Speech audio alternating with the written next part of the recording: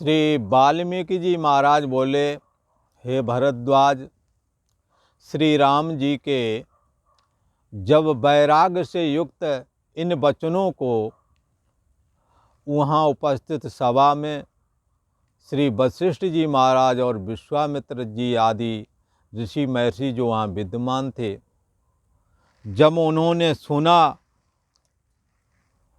और भी वहाँ बहुत सारे लोग विद्यमान थे, तो उनके इन वचनों को सुनकर के सभी के रोम खड़े हो गए। सभा में जितने बैठे थे वो सबके सब वासना रहित हो गए। भगवान श्री राम जी ने जो वचन बोले, ऐसे वचन कोई न बोला था। उनके निर्वासनिक चित्त के वचन सभी के हृदय में प्रवेश करते हुए सभी को निर्वासनिक बना दिए।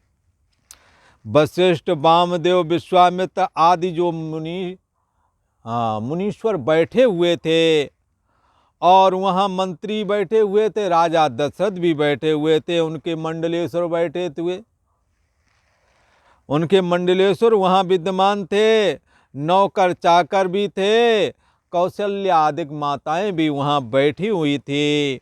जब भगवान श्री राम जी के ये वचन सुने तो उनके गंभीर वचनों को सुनकर के सब मौन हो गए। पिंजड़े में जो तोते थे शांत हो गए। बगीचे में पशु-पक्षी जो चहचहा रहे थे वो भी शांत होकर के बैठ गए, मानो उन्हों की भी मानो वासना निवृत्त हो गई हो। और हे भरद्वाज, आकाश में देव, सिद्ध, गंधर्व, विद्याधर, किन्नर भी आके सुनने और फूलों की वर्षा करने तथा धन्य धन्य का शब्द उच्चारने लगे कि ये श्री राम जी धन्य हैं, जिन्होंने ऐसे वचन कहे और जिन्हों को समझाने के लिए श्री वशिष्ठ जी महाराज और विश्वामित्र सरीखे इस सभा में विद्यमान हैं। उस समय उन देवों ने बड़ी फूलों की वर्षा की, मानो बर्फ झड़ रही हो। इस प्रकार से भगवान राम के लिए नमो नमः ऐसा शब्द सभी बोलने लगे। और देवता आकर के भगवान श्री राम जी से कहते कि हे राम जी, हे कमल नयन राम जी, तुम आकाश में चंद्रमा के समान हो, धन्य हो। हमों बड़े सुंदर सुंदर स्थान देके और बहुत से लोगों से चर्चाएं सुनी हैं, कथा वार्ताएं सुनी हैं, लेकिन जैसे वचन तुमने कहे वैसे हमने कभी नहीं सुने।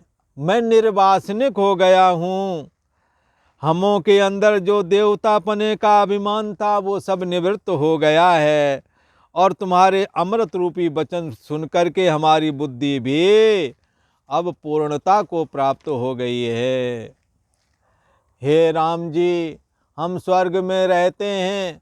हमों ने स्वर्ग में श्री बृहस्पति जी महाराज के अनेकों बार वचन सुने हैं, पर जैसा तुम्होंने कहा ऐसा कभी नहीं सुना था। इसलिए हे राम जी, मैं भी धन्य हुआ जो आपके वचन हमारे को सुनने के लिए मिले। आकाश में विचरण करने वाले सिद्ध विचारने लगे, अहो बड़ा सुंदर समय उपस्थित हुआ है।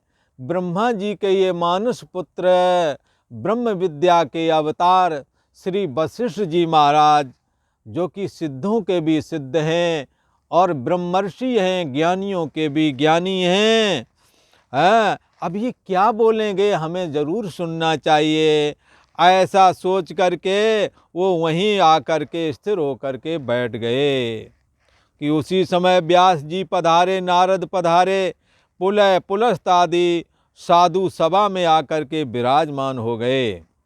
तभी वशिष्ठ, विश्वामित्र आदि मुनीश्वर, जब ये सप्तऋषि आदि आए तो उन्होंने उठ करके सत्कार किया और पूजन किया। राजा दशरथ ने भी उन देव ऋषियों का पूजन किया और नारद जी हाथ में सुंदर वीणा लिए हुए पधारे थे और श्याम मूर्ति काले रंग का बदन है भगवान व्यास जी का, ऐसे व्यास जी भी नाना प्रकार के रंग रंगीले वस्त्र पहने हुए उस सभा में आकर के विराजमान हुए। हे हे भरद्वाज, दुर्वासा जी वहाँ आए, वामदेव आए, पुलह पुलस्त बृहस्पति के पिता अंगरा भी पधारे और भृगु महाराज भी वहाँ आ गए थे। ब्रह्मर्षि, राजऋषि, देव ऋषि, देवता, मुनीश्वर सब आकर के वहाँ पर आकर के स्थित हुए जहाँ भगवान श्री राम जी बैठे हुए थे और अपने हृदय में जो वैराग्य उत्पन्न हुआ था उसका कथन श्री वशिष्ठ जी महाराज, श्री विश्वामित्र जी महाराज के सामने कर रहे थे। सभी को लगा कि ये ब्रह्मा जी से साक्षात ब्रह्म विद्या के अवतार के रूप में प्रकट हुए श्री वशिष्ठ जी महाराज भगवान राम को क्या उपदेश करने वाले हैं और इन भगवान श्री राम को ज्ञात नहीं है।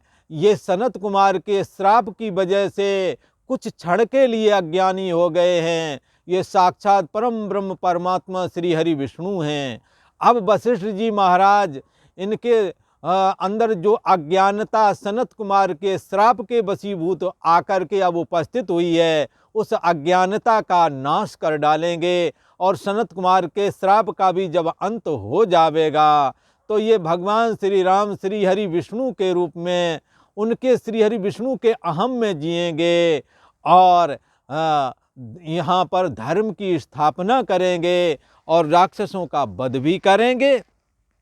हे मुनीश्वर, जब राजर्षि, देव ऋषि, देवता, मुनीश्वर सब आकर के उस सभा में स्थित हुए तो उनके बड़े विचित्र आकार थे। तो कोई तो जटा रखाए हुए था, कोई मुकुट पहरे हुए था, कोई रुद्राक्ष की माला धारण किए हुए था, कोई मोती की माला धारण किए हुए था, कोई कमंडलू लिए थे, कोई मृगछाला लेकर के बैठे हुए थे। इस प्रकार से उस सभा की बड़ी शोभा हुई। नारद जी आकर के सबके सम्मुख कहने लगे, हे राम जी, तुमने बड़े विवेक और वैराग्य के वचन कहे जो मुझे बड़े प्यारे लगे हैं और सबके कल्याण करने वाले हैं और परम बोध के कारण हैं। हे राम जी, तुम बड़े बुद्धिमान हो, उदारात्मा दृष्टि आते हो और जो तत्वमसि, अहम ब्रह्मास्मि आदि वेद के महावाक्य हैं, इन महावाक्य का जो अर्थ है अंतर्यामी परमात्मा है, हे राम जी, तुम्हारे से घटित होते हैं ये अर्थ है। इन महावाक्यों के अर्थ के रूप में हे राम जी तुम ही हो। इस महावाक्य का अर्थ तुमसे प्रकट होता है।